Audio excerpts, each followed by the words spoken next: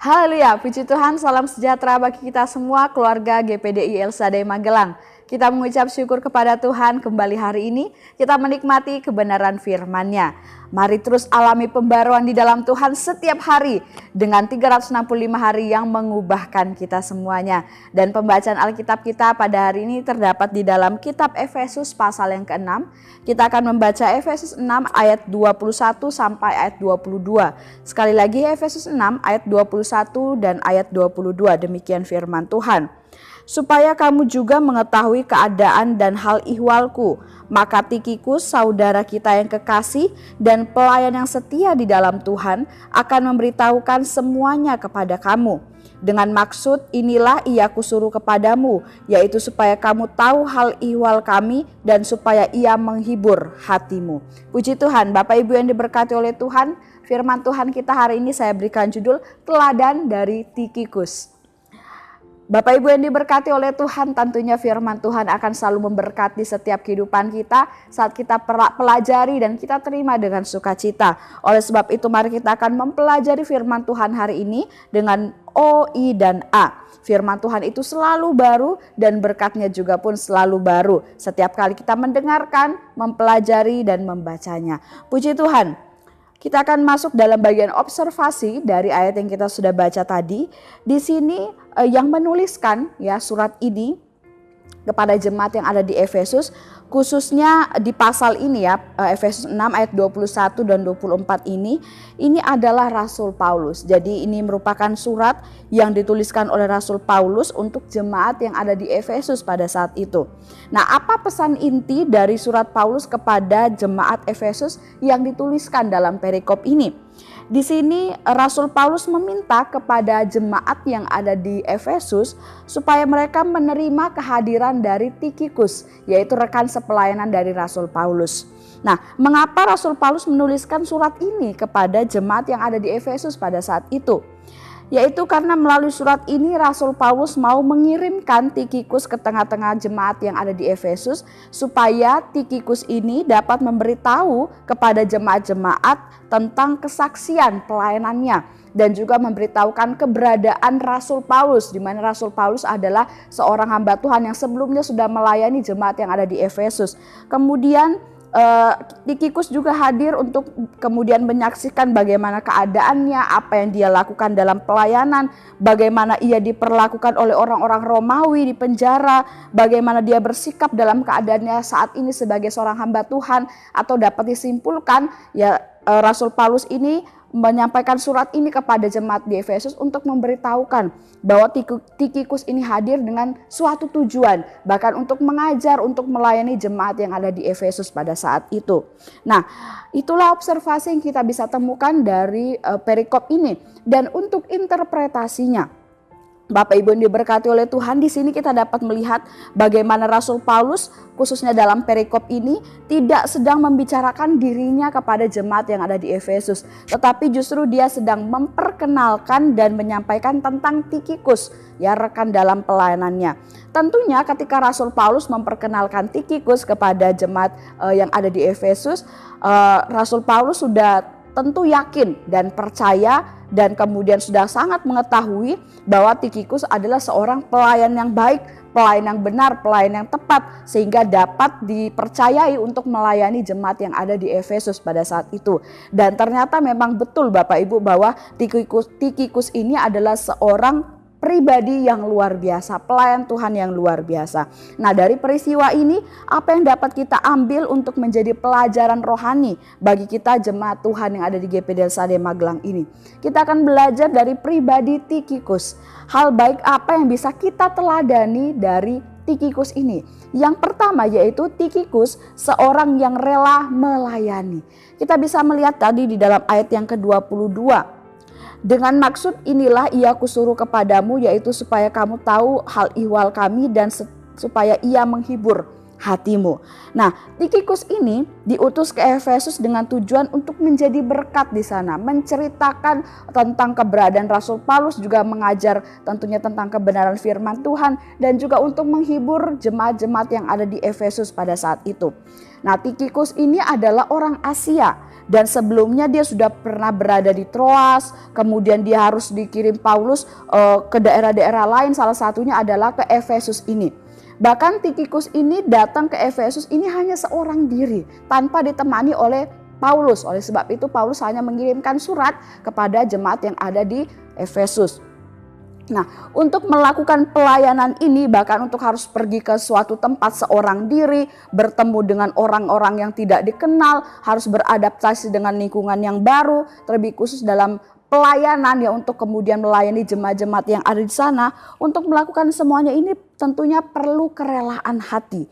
Dan semuanya itu sudah dilakukan oleh Tikhikus ini, Bapak Ibu. Dia rela datang ke Efesus, dia juga tidak mementingkan dirinya sendiri dengan menolak utusan Paulus atau meminta untuk pergi ke kota lain saja, bukan ke kota Efesus. Hal itu bisa juga terjadi jika Tikhikus kemudian menolak utusan Paulus atau minta ditempatkan di tempat yang lain, itu mungkin saja terjadi. Tetapi apa yang dilakukan oleh Tikhikus, dia rela, dia ikut. Ketika Paulus menyampaikan pergilah ke Efesus, dia pergi ke Efesus. Walaupun dengan lingkungan yang baru, dengan orang yang tidak dikenal, dia tetap hadir di sana, menjalankan tujuannya, menghibur jemaat di sana, menyaksikan kebaikan Tuhan dan melayani Tuhan di daerah tersebut. Nah, dan di Efesus, Tikhikus tidak hanya berdiam diri saja. Kita melihat bagaimana Rasul Paulus sudah menyampaikan bahwa dia di sana akan menceritakan tentang keberadaan Rasul Paulus, memberikan kabar dari Rasul Paulus, dan juga untuk melayani jemaat di sana, menyampaikan juga Injil yang sama disampaikan oleh Rasul Paulus sebelumnya. Nah, Bapak Ibu yang diberkati oleh Tuhan, dari hal ini kita sama-sama belajar bagaimana kita juga harus memiliki hati dan jiwa yang rela untuk melayani Tuhan. Dimanapun, kapanpun, apapun bentuk pelayanannya, kita harus rela, kita harus sukacita, tulus dan ikhlas melayani Tuhan dan juga melayani jemaat Tuhan. Jangan lupakan hal ini, Bapak Ibu. Jangan hanya kita berpikir layani Tuhan saja. Tapi kita harus ingat bahwa dalam pelayanan kita kepada Tuhan, terlebih khusus bagi pelayan-pelayan Tuhan ada di gereja, kita memang melayani Tuhan, tapi kita harus ingat, tapi bentuknya adalah melalui pelayanan untuk jemaat Tuhan. Misalkan seorang pemimpin pujian, memang kita melayani Tuhan, kita menaikkan pujian kepada Tuhan, tapi kita harus ingat juga bahwa dalam pelayanan pemimpin pujian itu kita sedang melayani jemaat, sedang mengajak jemaat untuk menyembah Tuhan, memimpin jemaat untuk memuji Tuhan. Jadi pelayanan kita ini memang untuk Tuhan, tapi kita ingat juga pelayanan kita juga ditujukan bagi jemaat-jemaatnya Tuhan. 1 Petrus 4 ayat yang ke-10, di sana firman Tuhan mengatakan, layanilah seorang akan yang lain sesuai dengan karunia yang telah diperoleh tiap-tiap orang sebagai pengurus yang baik dari kasih karunia Allah. Nah, puji Tuhan, itu yang bisa kita pelajari, teladan yang baik dari Tikhikus. Kemudian yang kedua, teladan baik dari Tikhikus yang bisa kita pelajari, yaitu adalah Tikhikus adalah sahabat yang memberkati. Memberkati baik bagi Paulus dan juga bagi jemaat yang sudah pernah dilayaninya, termasuk jemaat yang ada di Efesus.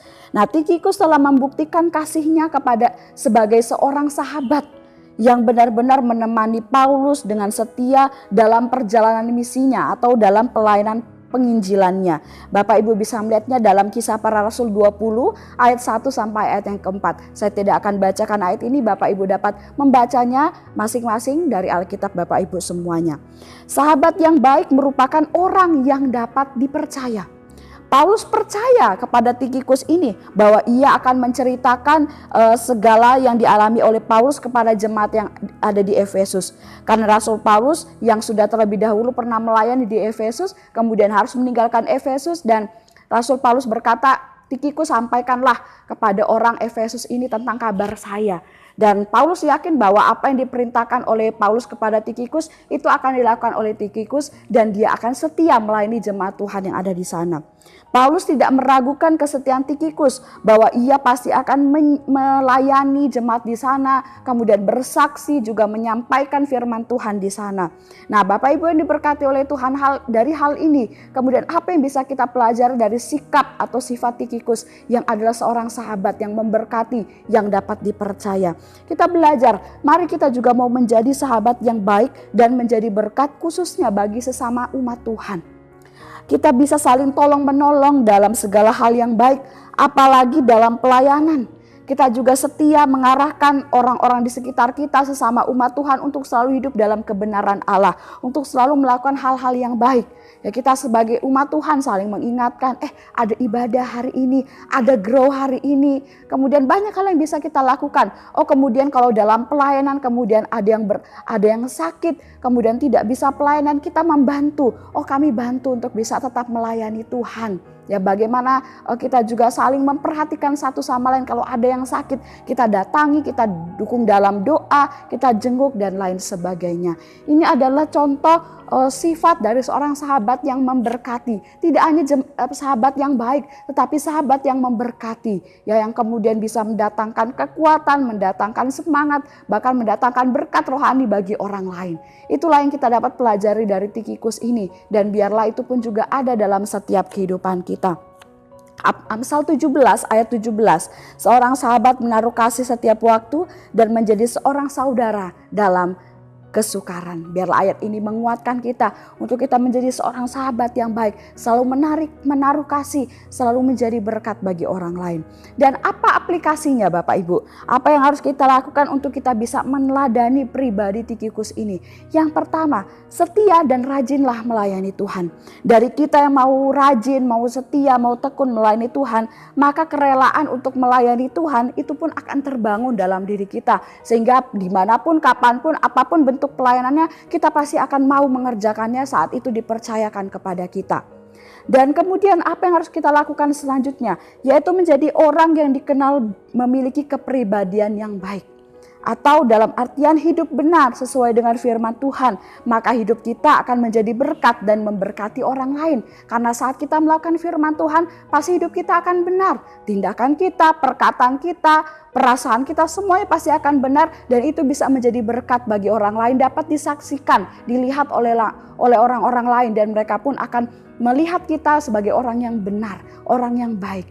Jadi kita harus kemudian berusaha menjaga diri kita hidup dalam kebenaran firman Tuhan, sehingga kita menjadi orang yang dikenal memiliki kepribadian yang baik, memiliki tingkah laku yang baik. Dan pada akhirnya kita bisa menjadi sahabat yang baik bagi orang-orang di sekitar kita, menjadi sahabat yang memberkati bagi sesama umat Tuhan. Puji Tuhan, Tuhan Yesus memberkati kita semuanya melalui renungan firman Tuhan kita hari ini. Kami ucapkan terima kasih bagi Bapak Ibu yang telah mengikuti renungan 79, kiranya dapat menjadi berkat kekuatan bagi kita semua. Bagi Bapak Ibu, saudara-saudari yang ini doakan untuk pokok doa tertentu atau ingin menyampaikan kesaksian, baik kesaksian mujizat kesembuhan, pemulihan masalah keluarga dan lain-lain, dapat disalurkan melalui chat WhatsApp di nomor 0813 2742 0088. Mari kita akan mengakhiri renungan hari ini dengan berdoa. Kami mengucap syukur Tuhan Yesus buat kebenaran firman-Mu yang kami dapat nikmati pada hari ini, mengajarkan kami, mengingatkan kami untuk kami juga bisa meneladani teladan baik dari seorang yang bernama Tikhikus, seorang pelayan Tuhan yang setia. Kami mau belajar untuk melayani Tuhan dengan penuh kerelaan hati, ketulusan hati, dan kami pun ingin hidup kami menjadi berkat, kami menjadi sahabat yang memberkati orang lain, terlebih khusus sesama umat Tuhan. Terima kasih Tuhan, terima kasih Bapa, Engkau memberkati jemaat Tuhan yang ada di GPD Sadai Magelang. Biarlah hidup kami semakin hari kami semakin cinta Tuhan, semakin setia melayani Tuhan.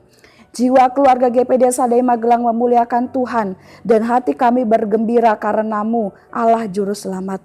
Yang Maha Kuasa telah melakukan perbuatan-perbuatan besar kepada kami, dan nama-Mu adalah kudus. Rahmat-Mu turun-temurun atas kami yang takut akan Engkau. Terima kasih Tuhan, kami aminkan dan terima firman-Mu ini dengan penuh sukacita dan ucapan syukur dalam nama Yesus. Haleluya. Amin.